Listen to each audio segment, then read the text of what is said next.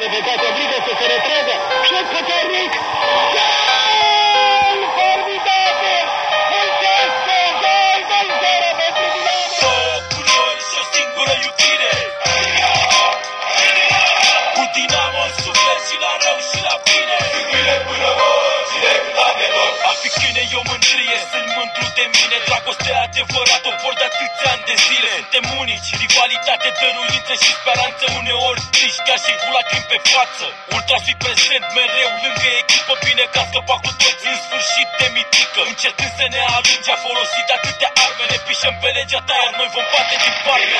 Nu căutăm scuze, prea puțin să aprecieze. N-am cerut nimic mai mult în libertate în peluze. Ne luptăm cu jandarmii la fiecare meci. Interdicții purane peste tot pe unde treci. Cu palmele sus, steaguri înălțate până la cer. Iubire necondiționată pentru al nostru înger. În teren vrem 11 capitani, gata de luptă. Privește peluza și ascultă cum îi cântă. Două culori și o singură iubire.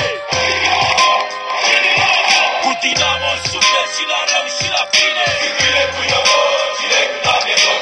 Două culori și o singură iubire. Cu Dinamo în suflet și la rău și la bine. Iubire până mort și decât de dor.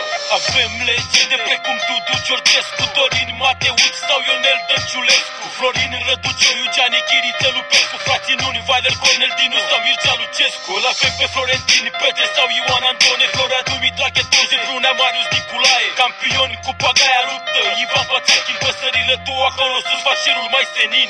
Să nu uităm, au trecut 14 ani, gândurile noastre încă duc la Cătălin Hâldan. Vei rămâne veșnic unicul nostru capitan, un adevărat titan, la minimă de huligan. Am avut parte de frângere, am trecut peste ele. Octombrie negră la și lacrimile mele. Asta e o partidă nejucată, în suflet de purtată. Singura frângere peste care nu o să trecem niciodată.